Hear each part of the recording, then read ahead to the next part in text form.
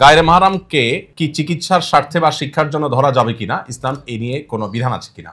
গায়রে মাহরাম যদি হয়, তাকে যদি স্পর্শ করতে হয় চিকিৎসার প্রয়োজনে, তার কল্যাণার্থে, যেহেতু ইন্নামাল আমালু বিন্নিয়াত, সকল কাজের নিয়তটা কি সেটা হলো মূল। আপনি কেন ধরছেন সেটা উদ্দেশ্য, সেটা পরিষ্কার হওয়া চাই। সেটা যদি পরিষ্কার হয় এবং এটার জন্য যদি আপনি একজন পুরুষ হয়ে একজন আপনার নারী রোগীকে টাচ করা ছাড়া কোনো অপশন যদি আপনার কাছে না থাকে, তাহলে সেটা ডেফিনেটলি জায়েজ। কিন্তু যদি অপশন থাকে তাহলে আপনার জন্য জায়েজ হবে না, অপশনই আপনাকে যেতে হবে। তারাবির নামাজের জামাত চলাকালীন সময় পিছনে এশার নামাজ জামাতে করা যাবে কিনা? বাসায় মেয়ে ও স্ত্রীকে নিয়ে জামাতে নামাজ পড়াকালীন সময় একামতের প্রয়োজন আছে কিনা? দুইটা প্রশ্ন এখানে। প্রথমটার উত্তর হলো, হানাফি থট অনুযায়ী, বাংলাদেশি বেশিরভাগ মানুষ হানাফি থট ফলো করেন। হানাফি থট অনুযায়ী ইমাম যদি নফল বা সুন্নত পড়েন, তাহলে মুক্তাদি ফরজের নিয়ত করতে পারবেন না। কারণ নবী সাল্লাল্লাহু আলাইহি ওয়াসাল্লাম বলেছেন, আল ইমামু যামিনুন ওয়াল মুক্তাদি ওয়াল মুআযযিনু মু'তামানুন।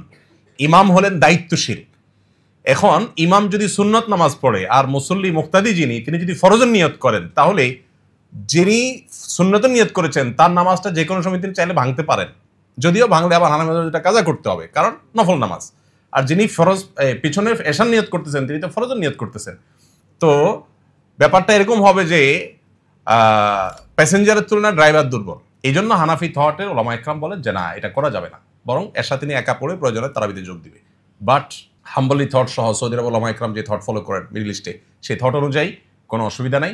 এশার নামাজ আপনি একজন তারাবির ইমামের জামাতের পেছনে পড়তে পারেন। 2 রাকাত পড়ে ইমাম সালাম ফিরে ফেলবেন তারাবিতে, আপনি আর 2 রাকাত প্লাস করে এশার নামাজ পড়ে ফেলবেন। তাহলে দুইটা থটের দুইটা মত, এবং এগুলোর কোনোটাকে ভাই হলফ করে এটা রাইট এটা রং এত সহজে কনক্লুশন টেনে ফেলা যায় না। আমরা আজকাল দুর্ভাগ্যজনকভাবে দেখা যায় এটাকে রং রাইট বলে ফেলি।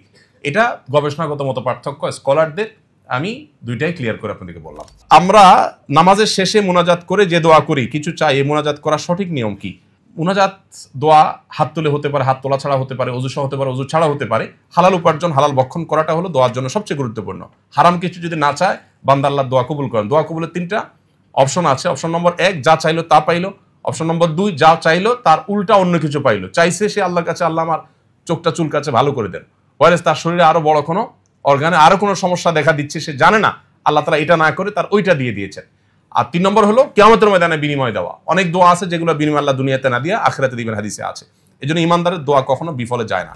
পরিবারের আর্নিং সোর্স সুদের টাকায় জারি থাকে এবং আমার পড়াশোনা থাকা খাওয়া বাবদ খরচ পরিমাণ বহন করে, আমার জন্য বিধান কি হবে? আপনি যদি অপ্রাপ্ত বয়স্ক হন তাহলে তো আপনার কোনো অসুবিধা নেই, নারী হলে কোনো অসুবিধা নেই, আপনি তার উপর ডিপেন্ডেন্ট, যতটুকু দরকার ততটুকু আপনি নিতে পারবেন। কিন্তু যদি আপনি প্রাপ্তবয়স্ক হন, আপনার নিজের উপার্জন করা উচিত, এবং উপার্জন করে আপনি হালাল কোনো ওয়ে থেকে নিজের জীবিকা নির্বাহ করা দরকার। দেখুন, একটা আছে দায় আর একটা আছে প্রভাব। এখানে কথা বলার সময় একেবারে নাই আমার হাতে। হারাম ভক্ষণ করলে আপনি, একটা হলো হারাম ভক্ষণের দায় নিতে হবে, শাস্তি হবে আল্লাহর কাছে, আরেকটা হলো এর প্রভাব আপনার মধ্যে আসবে। আপনি যদি হারাম খান, আপনার হতে পারে কোনো দায় নাই, কিন্তু প্রভাব নিশ্চিত, প্রভাব আপনি এড়াতে পারবেন না। হারামের প্রভাব কি?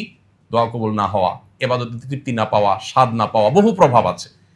আপনি ভুলে কাউকে খুন করে ফেলেছেন, আপনি তাকে খুন করতে চাননি, অ্যাক্সিডেন্টলি খুন হয়ে গেছে, আপনি হয়তো দায় মুক্ত হবেন যে আপনার ভুলে হয়েছে, আপনার এখানে কোনো দায় নাই, এটা হইতে পারে। কিন্তু প্রভাব যেটা, অর্থাৎ লোকটার মৃত্যু হওয়া যেটা, সেটা ঠিকই হয়ে যাবে, সেটা কিন্তু থেকে থাকবে না। এই জন্য হারাম থেকে বেঁচে থাকাটা যে কত ইম্পর্টেন্ট, এর সাথে আমাদের ইমানের সম্পর্ক যে কত গভীর, এটা আমরা বেশিরভাগ আমরা বুঝি না। কোরআন কমপ্লিট করার পর, আলিয়াউমা আকমালতু লাকুম দীনাকুম বলার পরও আবার হালাল নিয়ে আলাদা করে আয়াত নাযিল করেছেন। এত গুরুত্ব হালাল ভক্ষণের। আল্লাহ তাআলা কোরআনে বলেছেন, ইয়া আইয়ুহার রাসূলু কুলু মিনাত তাইয়্যিবাতি ওয়া আমালু সালিহা, হে নবী রাসূলগণ হালাল খাও, এরপর বলেছেন ইবাদত করো।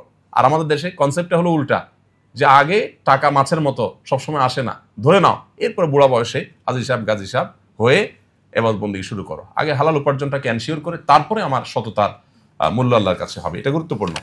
মসজিদে না গিয়ে কর্মস্থল বা বাসায় কয়েকজন একসাথে জামাতে নামাজ আদায় করতে প্রায় দেখা যায়, এক্ষেত্রে বিধান কি?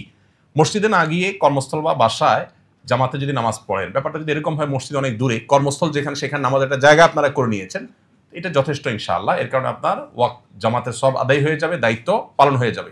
তবে যদি মসজিদে যাওয়ার সুযোগ থাকে, মসজিদে যাওয়া উচিত।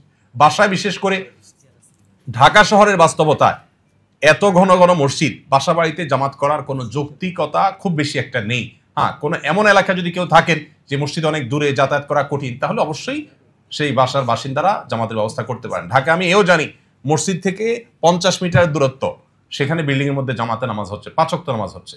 এটা অবশ্যই ইসলামের যে জামাতের যে কনসেপ্ট সেটার সাথে সাংঘর্ষিক। একটি হাদিস রয়েছে, হাদিসের সনদের মধ্যে কিছুটা দুর্বলতা আছে, লা সালাত লিজাল মাসজিদ ইল্লা ফিল মসজিদ, মসজিদের প্রতিবেশীর নামাজ মসজিদে আসলে না আসলে হবে না। ইসলাম চায় যে আমাদের সম্পর্কগুলো অটুট থাকুক। 5 ওয়াক্ত নামাজে 5 বার আমরা একটা মহল্লা মানুষ একত্র হই, জুমার নামাজে কয়েকটা মহল্লা মানুষ একত্র হই, ঈদের নামাজে আরো বড় পরিসরে কয়েকটা মহল্লা মানুষ একত্র হই, আর হজে আরো বড় পরিসরে আমরা একত্র হই। এটা ইসলামিক সমাজ ব্যবস্থার সৌন্দর্য। যদিও দুর্ভাগ্য আজ আমাদের যে প্রত্যেকটা মসজিদ মানেই হলো জামে মসজিদ, আর সব মসজিদ মানেই হলো ঈদগাহ। এটা ইসলামের যে মূল কনসেপ্ট সেটার সাথে আসলে সাংঘর্ষিক। আস-সুন্নাহ ফাউন্ডেশন, উম্মার স্বার্থে সুন্নাহর সাথে।